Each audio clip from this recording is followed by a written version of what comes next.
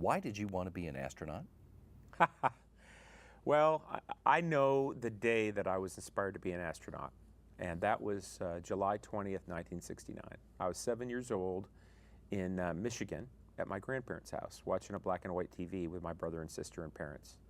And we watched with great interest on a fuzzy black and white TV as Neil Armstrong stepped on the moon and made his first speech as he stepped on the moon. I looked at my brother and sister. I was 7, my brother was 9, my sister was 11, and we were amazed, and I said, wow, I'd love to be an astronaut. So that was kind of the bit that was set way back when I was 7. And I remember that actually when I talked to kids, how a small milestone, a very short event can have an incredible impact on somebody's future. That being said, I thought it was just a dream. I didn't really believe that it could ever happen. But I worked hard in school, loved math and science, became enamored with airplanes and rocket ships, decided to get an engineering degree, went to the Air Force Academy because I really wanted to fly, but I also wanted to fly to be a better engineer, better understanding of the physics and the operation of space vehicles and aerospace vehicles, airplanes and spaceships. And so then got involved in the flying thing. And of course, flying is great, and I've loved my flying career. Flew fighters, went to test pilot school because that kind of brings the engineering side back into the flying. It was kind of a rebirth about 10 years into my career. And at that time, I realized that, wow, you know, I'm flying really cool stuff, and they like to hire test pilots because each shuttle mission really is a test flight. And so went ahead and threw my name in the hat. My goal was to get an interview, to come down, meet some astronauts, blow the ping pong in between the lines, you know, do those sorts of things. And so, of course, unexpected and very excited to get picked into the class a dozen years ago. Let me get you to tell us where that whole story began. Tell me about your hometown and your growing up and what it was like for you there. Well, I kind of have two hometowns. I'll start with the hometown in Fairborn, Ohio, because that's where I ended up junior high and high school. I was a military brat, and we moved all around. I was born in the UK, and then we moved all over the United States, ending in Ohio when I was a senior in high school. And so I had amazing teachers in high school. I had just support of my mom and my dad and my siblings. They used to tease me that I was like peanut butter because I was spread too thin, because I was involved in so many different activities. But I was always trying to do the best I could in every activity. I was greatly involved in music, and my dad was a musician, my brother is a professional musician, and so I really got into the band, various bands, rock bands, high school band, you know, marching, concert, jazz, and my band leader, Mr. Bob DePiro, he was a great mentor for me, kind of rubbed some rough edges off of me and taught me discipline and different things, and excelling in whatever you're doing the best that you can do. And so that, if I could characterize my high school years growing up in Ohio, it was just trying to do the best that you can do in everything that you're doing. And that kind of set me up for going to the Air Force Academy, which is kind of, you do a whole bunch of things at the Air Force Academy. It's not just about academics, it's not just about physical fitness, it's not just about discipline, it's kind of all three. And so that was a perfect match for my college years. Did you get a chance to get a good look at Fairborn, Ohio, or Colorado Springs when you flew? Well, Ohio, you know, is south of Michigan. The Hand is really easy to see, and the Great Lakes. And then you've got the Ohio River. But picking out, I looked at Dayton. I could see Dayton, and I knew about where Fairborn was in relationship to Dayton. I think I saw the triangular runway at the Wright-Patterson Air Force Airfield Area B. But it's a lot of the time on my last space shuttle flight, we were flying over the U.S. at night. So it's a little bit difficult to see. Now, my second hometown is Traverse City, Michigan. And that's where that was my dad's permanent home of record. It's where my mom and dad met. And it's been kind of the summer and winter recreational ground. We had a lake house up there, and my grandparents lived there, and it was the warm homecoming place that I would always go as a kid. And in fact, I still still share a lake house up there with my brother and sister on that same location. And so that was a lot easier to see because Traverse City is right at the top of the hand, and there aren't a lot of bright lights up in northern Michigan, so I could clearly see Traverse City, and I honestly, with the moonlight, think that I picked out Long Lake, which is where the cottage sits. And so, you know, when I think of two places in the U.S. that bring me that kind of homecoming, hometown feel, it'd be Fairborn, Ohio, and Traverse City, Michigan. You touched on this before. Let me get you to expand a bit on the path from high school into college and your Air Force career. Tell us those steps that you took that ended up you becoming an astronaut. Well, I went to the Air Force Academy, of course, got a degree in aeronautical engineering. Went on to get a master's first, kind of did that, filled that square first, because I knew once I started flying, it might be more difficult to get a master's, and I wanted to get a good master's in residence, so I did that, and then went off to fly. I went to Lubbock, Texas, at Reese Air Force Base. It's since been closed. And I trained in the undergraduate pilot training in the T-37 and the T-38. And lucky for me, they decided to keep me as a T-38 instructor for 3 years. So I taught guys to fly for 3 years in Lubbock. That's where I met my wife, Carrie.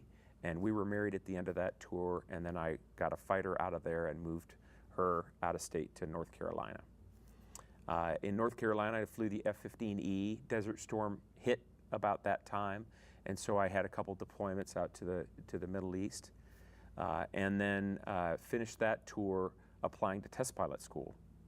At which time I went out to Edwards Air Force Base, tested the F-15, and chased some other test programs.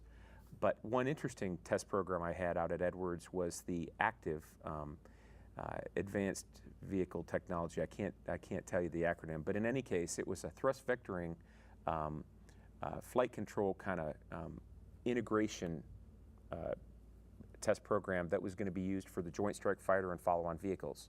Similar to what we're doing with the DTO for the re-rendezvous for the follow-on vehicles, same sort of thing. But a really exciting program, a lot of different agencies involved, including NASA. And I believe that probably my interaction with the active program at NASA Dryden was in California at Edwards was one of those connections in the networking that gave me a little something that, hey, I've worked with NASA, I've done this really cool test program, and we did get some awards for that test program as well. So that was one of my feathers in my cap for maybe having a chance to apply for NASA and be selected. Went to a leadership school after that. They were heading me to the Pentagon. And about that time, I threw my name in the hat, came down for an interview, and came here instead. So instead of going to the Pentagon, did my first non-flying desk job, I went to NASA. You talked about going into the Air Force Academy because you were interested in flying. What I didn't ask you is, what got you so interested in flying? Well, I did a little bit of flying in high school, but I've just always been inspired and excited about airplanes. I remember the first time that I flew an airplane overseas when it was about when I was 7. It was '69. We saw the first lunar landing, and then my dad was assigned to Germany, and I flew on my first airplane overseas, at least the first one that I remember. I guess I must have been on airplanes before that. But I was looking out the window at the clouds, and I was just amazed at how the thing could fly. And that was always an exciting topic for me. I was always asking questions about it to my parents, trying to understand it, paying attention in physics class in high school. It still amazes me when I go out and fly the T-38 and I look at those little short, skinny little wings and that thing's flying. It's just amazing to me, even now. Now you're in a career where the flying in space part of this career is one that has got some significant possible dangers to it, a lot more than most people have in their jobs. So Greg, what is it that you think we're getting as a result of flying people in space that makes it worth taking that risk? I don't know that the risk is any different than driving in and out of Houston every day, but I'm kidding. But yeah, I think the risk is well worth it because we are an exploring country. We're a leading edge technology country. And I take my parenting very, very seriously, and I talk to my kids about being the lead dog and if you're the lead dog, everybody else is looking at the tail end of the lead dog. You know, you want to be the lead dog, not the guys behind. And we've been the lead dog. And the reason we've been the lead dog is because we take those risks, that we push technology and exploration forward. And the space program is a perfect example of that. And the technologies and the capabilities that we get from the space program and the economies. I mean, the economic impact is a little bit intangible. But if you really go back and look at all the various spin-offs and things that we've gotten from the space program and how it's impacted our country and our world, space is that next frontier that we need to explore. And so I think it's extremely important to be involved with space. And I think that we don't spend enough. I think we should spend much more on our space program than we do these days. But I know times are tight. So any risk to me personally, I think it's well worth it. You're a member of the crew of shuttle mission STS-134. Greg, give me a summary of the goals of this flight and tell me what your job is. Okay, STS-134, we are an International Space Station assembly mission, one of the final ones. We're taking up a very important experiment, the alpha magnetic spectrometer, a science experiment that could change the course of physics. And we're also taking some pieces and parts up to the space station in anticipation of the shuttle retiring, because we only have a few more shuttle flights. And so we're taking those parts up in an express logistics carrier and perching that on top of the space station as well. I'll be the pilot. We have 4 mission specialists doing 4 spacewalks. We have a lot of robotic arm operations, and so I'm kind of the head arm operator overall, overseeing what we're doing with both the shuttle and the space station robotic arms. And I'll be taking part in both sides of that endeavor, moving the robotic arms, moving the pieces and parts around, inspecting the shuttle prior to reentry and after launch. And I'll also be the pilot, sitting in the right seat, so I'll be monitoring a lot of this, shuttle systems, as well as doing different duties aboard the shuttle, looking over the toilet, for example. That's one of my jobs. I'll be making sure that everybody gets their meals and those sorts of things. I won't be doing any spacewalks, but I will be back in markup as kind of the other pilot on board. Almost everybody on this crew has been to the space station before. In fact, 2 of your crewmates have finished long-duration missions on the station. Has that kind of experience paid off for you guys as you've been preparing for this flight? Oh yeah, absolutely. I mean, everybody on our crew has kind of a unique experience base bringing to this crew. And we all have very different backgrounds. And similar to my last flight, a whole bunch of different kind of personalities, but you put them all together and synergize as a great team. Roberto from Italy, I'm really looking forward to him. We trained as astronaut candidates way back a dozen years ago. And then we've got a couple guys who have lived on the space station for 6 or 12 months. Mark Kelly's a very experienced pilot. I've been working with him since day one. And it's an honor to serve as his pilot on this mission. And then finally, Drew Feustel, who's one of the greatest spacewalkers. He's been to Hubble, and so he is kind of heading up the spacewalk team. So pretty much the whole crew is a very experienced and very dedicated member of the team, and I'm looking forward to working with all of them. Let me get you to tell us some about the cargo, the things you're delivering. What is Express Logistics Carrier 3, and what does that do when you get it to the station? Well, it's a big pallet that basically holds a bunch of stuff that we're taking up to the space station. The carrier itself goes as one object. So when we get up to orbit, and which is interesting, once we attach to the space station, we're going to say hi, we're going to get some safety briefs, and immediately we're going to get to work on that very first flight day, because we want to get those heavy cargo items out of the shuttle. That's the highest priority. And so the AMS, the alpha magnetic spectrometer, and the ELC are both very important, but the ELC happens to have a CG impact, so we're taking it out first. So we're doing that on flight day 3.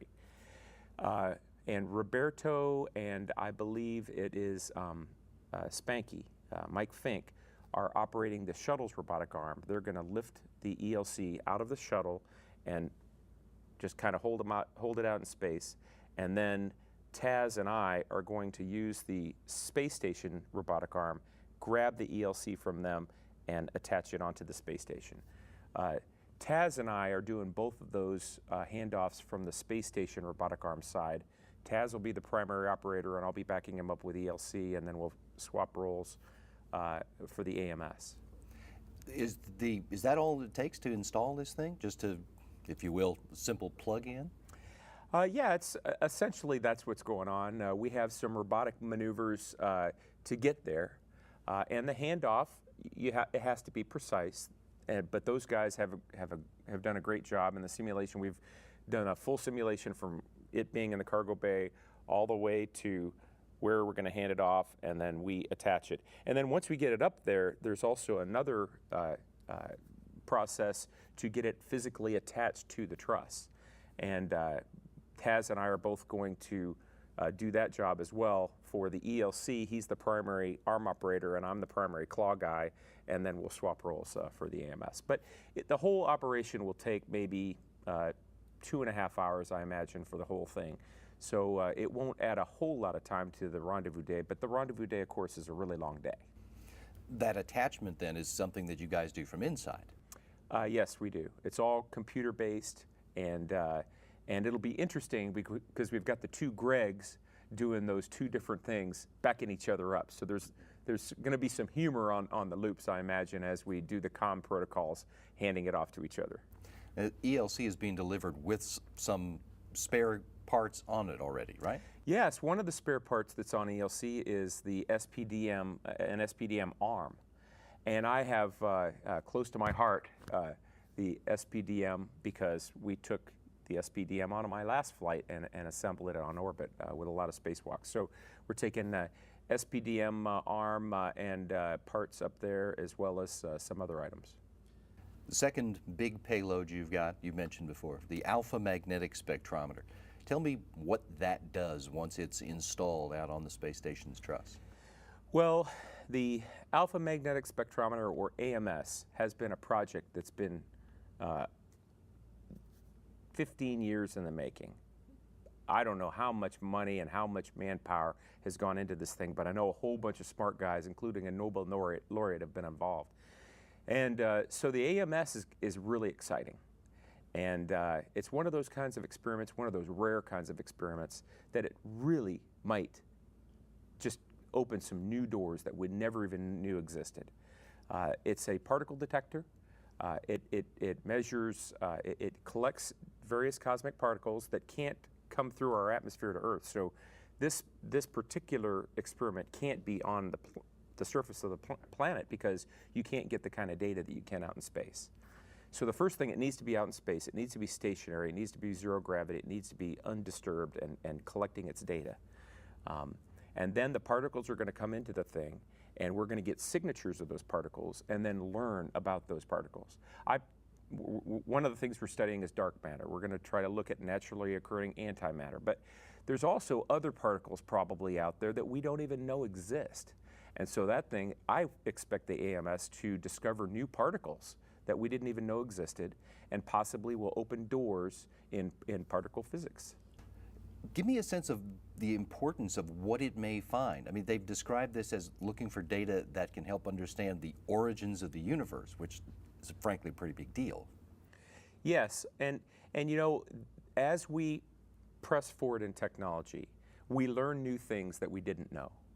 The Hubble telescope, for example, looks so much into the past in our universe that we actually visually can understand some elements of the origin of our universe from Hubble telescope. This is a particle detector, so it's not on the visual spectrum, but it's cosmic particles in the other of different sorts that this thing is collecting. Naturally occurring antimatter, dark matter, a very big question out there, trying to understand what this dark matter is and where it is and accounting for it. And those sorts of particles are going to be collected by this particle detector.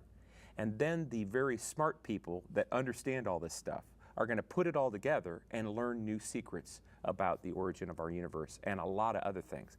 You know, whenever there's an experiment like this, that the goal is to, for example, learn about the origin of the universe, what history has told us is when we have these sorts of experiments and explorations that we learn things that we didn't even know were there. For example, the Lewis and Clark expedition. They went to go find the Northwest Passage, and yet they didn't find it. And they were way over budget, by the way. But they were an amazing success because of all the other things that they found that they didn't even know were out there, the unknown unknowns. You're not going to find out any of these things until you and your crewmates get it installed. Tell me how you go about putting AMS, taking it out of the payload bay and putting it on the truss. Well, part of the problem of AMS and ELC, for that matter, both of the tasks are very similar. And as I said before, Taz and I are going to be working together, getting it in place and then attaching it. It's on top of the truss. And a lot of the assembly of the space station was using cameras that are on the bottom portion of the truss. So when we get up to the top of the truss, there aren't a lot of good cameras up there. So it's a little bit challenging trying to get good visual views of where we're putting the thing. The shuttle robotic arm is helping us out. It's going to reach out and look at a certain angle that helps us. It's kind of like a remote camera, if you will, that'll be helping us, and that'll be a primary view for us as we attach it onto the space station. We're also going to move very, very slowly. And so once we get it into place, there's 3 V guides with claws, and actually a big claw that grabs it in the middle, and we'll just basically stick it in place, and then the claws will close around it and attach it onto the space station. This mission also has a plan for 4 spacewalks to be conducted by 3 different pairs of your crewmates going outside. What's your role going to be while your crewmates are conducting these EVAs? Well, I'm going to make sure they're well fed prior to going out, and I'm going to make sure they're well fed coming back in. No, I'm just kidding you. But that is a very important part, and I didn't really realize how important it was on the last flight that I went on, where we had 5 spacewalks. Those guys get really tired, and the 4th spacewalk, the meal is probably going to be the most important thing on their mind once they get in. They're tired, they're hungry, and they're ready to relax. But during the spacewalks, EVA 2 and EVA 4, I have a robotic operation part in that. For EVA 2, I'll be holding on to the SPDM, and Drew is going to lubricate some of the end effector, the portion that grapples onto a grapple pin. He's going to lubricate some of those snares. Holding Mr. Dexter, the SPDM, he's a big object, and so moving him around as we lubricate him is going to be an interesting proposition. We're not able to practice that in the pool with 1-for-1 geometry because we can't grab an SPDM and move it around in the pool. So we use this little rinky-dinky, I call it son of SPDM, that we use to practice it. But we do get to see the geometry in the virtual reality labs, so we have seen how it's going to work. But it's going to be an interesting exercise once we get up there. But I'm sure it'll be fine. We've got a good plan, and it'll be a success. For EVA 4, we're moving the OBSS, the boom, and attaching it on top of the truss. Spanky and Taz are the 2 that are going to be up there accepting the boom and attaching it. And then we're going to modify the grapple fixture attached to the boom. I did get to do this particular robotic operation on my last flight on STS-123, so that's all I do, I guess, when I go up is attach booms on top of the space station. But we'll be doing it again. We learned from some of the things we did on the last flight for this exercise, and we'll be handing it off to them. They'll attach it to the top of the boom, top of the truss, and then I will meet Taz over toward the more center section of the space station. He'll get on the robotic arm, and then I'll be moving him around on the robotic arm, doing his work, replacing the grapple fixture. What is different than last time is that this time the OBSS is going to stay behind on the station permanently, right? That's absolutely right. And although we're doing the same task, the use of the OBSS for subsequent mission is quite different. We were on STS-123. Our job was to get the boom up there so that the follow-on mission, STS-124, could use it to inspect their thermal protection system. And the reason for that was the Japanese lab was too big to hold the OBSS in addition, so we had to leave it up there so they could use it. This time, we're leaving the OBSS up there for future contingencies for the space station. And so it has sensors, for example, that are used to inspect the thermal protection system of the shuttle. We don't have to keep those alive, but what we do want to do is make it useful so it can be grabbed by the space shuttle or space station arm to extend the length of the arm to make repairs like what happened on STS-120 when they repaired the solar arrays that were torn. So we're not planning on using that thing on future ISS missions, but it's going to allow us to extend the space station arm another 50 feet. And otherwise, during the spacewalks, then I guess you're involved in transfers and work of that kind? Oh yeah, I'll be doing a lot of transfer during EVA 1 and 3. I'll also be taking photos. And you know, one of the most important things we do up there is taking photos. And people don't realize, you know, you don't have a press crew up there to take photos for you. So not that they haven't volunteered to go. And we've got an open seat. Yeah. So you got to put your name in the hat for that one. But we get a lot of training on photo TV in order to get the right shots in the right clarity and to tell the right story to document what we're doing up there.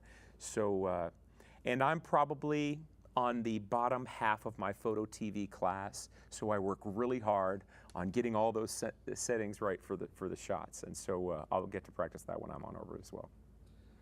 During the rendezvous and docking on this mission, and then again after the undocking and the fly around, your crew's going to be gathering data for a development test objective that's known as STORM.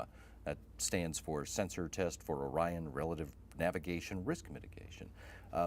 This includes something that we've never seen before, a re-rendezvous with the station after the separation. You're going to be flying. Tell me what you guys are going to be doing here. Well, the STORM test objective there is to basically analyze and evaluate a sensor system that could be used on a follow-on space vehicle.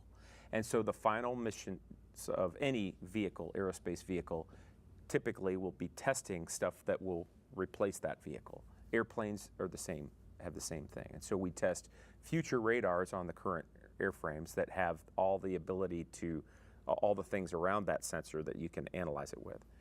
So we're going to undock, and then instead of departing and coming back home, we're going to go out several thousand feet and then come back in and re-rendezvous with a totally different sensor. It's a whole unique array of burns.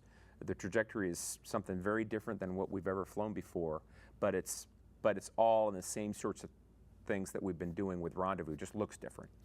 The pilot traditionally flies the separation and the fly around. Are you still going to be on the stick on the way back? Oh, well, okay. Rendezvous, we typically aren't on the stick till you get very close.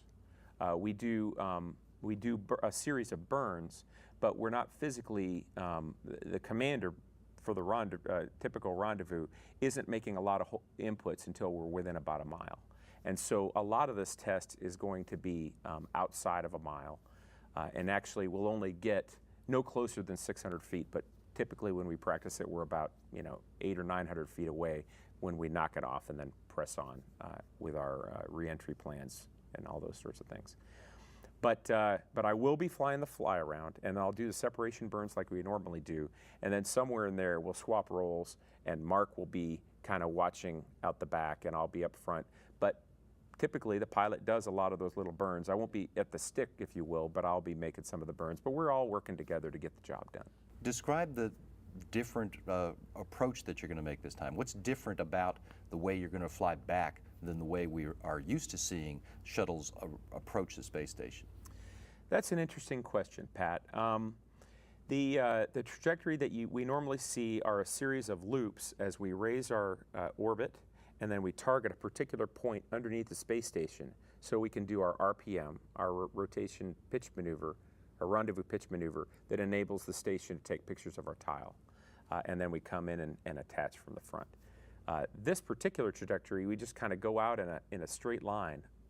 We do the burn such that we're really just describing a straight line away from the space station, and then a straight line back in, and then just come up like this. So there's no loops or strange orbital adjustments or phase adjustments like we see on a regular rendezvous. It's more of a kind of a linear series of burns that bring us out and then back in. And frankly, I thought it was kind of interesting that they were able to design a trajectory that looked like a straight line out in space, because it's really hard with orbital mechanics to get that done. So you have to have the perfect burns to make that happen. And I have to leave that up for the scientists. You'll have to ask them about how they managed to do that. As you noted, it's interesting that we're testing out stuff for new spacecraft on STS-134, which is the last scheduled flight of this spacecraft, of Endeavour. What are your thoughts about this ship's place in the history of the shuttle program, and the shuttle program's place in the history of human spaceflight? Wow, that's a big question. Let's start with Endeavour. Endeavour's always been my favorite vehicle, and I guess because it's the newest of the vehicles. When I first became an astronaut a dozen years ago, one of my early jobs was to help prepare the vehicle and the crews for launch at the Cape, flipping switches, setting up procedures, taping things down. And so I became familiar with all of the different shuttles that I spent a lot of time in all of them. And Endeavour always looked the cleanest, it was the most pristine, and it was my favorite vehicle from the very start. And so, of course, my last flight I was on Endeavour, it was the 25th flight of Endeavour, and I was just tickled pink to be on Endeavour on my first flight. And I thought that might have been my only flight. And so then I get this flight, and I'm just amazed that I'm on Endeavour's last flight, potentially last flight. So yeah, I love Endeavour among the space shuttles. I love all the space shuttles, but I'm really happy to be on Endeavour's last flight. As far as the space shuttle's place within the whole manned space flight program, you know, the shuttle's been around for 30 years. We've done a lot of great work. We've helped assemble the space station. We've fixed the Hubble telescope, launched satellites, a lot of things that other vehicles just frankly couldn't do. It's our 18-wheeler in the sky. You know, we've got that big cargo bay. We take all big stuff up with us, and we've got the cab where all the people live and operate the vehicle. It's a one-of-a-kind spacecraft, and there's not an immediate replacement for it right now as far as a concept that will fill the bill of being a space shuttle.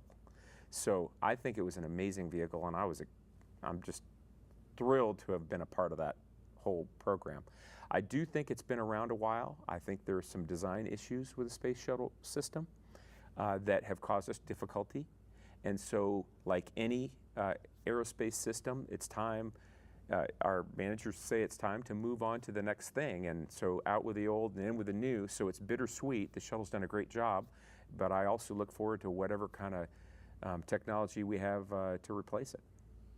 You're going to be flying this mission right around the 50th anniversary of the first human space flight, which is also the 30th anniversary of the first space shuttle flight, and the 50th anniversary of the first American space flight. What are your thoughts about the fact that you're going to be in space while we're all thinking about these historic milestones? Well, that doesn't come to my mind as much as the fact that I guess I'm getting pretty old, because I was born not too far from all those things. I do remember watching the first lunar landing when I was 7 years old, so that's what comes to mind there. You know, Pat, I think milestones like 30th year, 50th year, last shuttle flight, those sorts of things are wonderful. It's wonderful to consider that I might be a part of a milestone, especially an amazing thing like manned spaceflight. But I think those milestones are kind of looking back. You know, you look back at those and you say, wow, that was cool. Like, I look back on milestones that my kids had, like the last time that they rode their bike with training wheels, for example. But that's not something that you really look forward to. So when I was at the time and my kid was on his last training wheel bike ride, it wasn't that big of a deal that it might be the last time they ride with training wheels.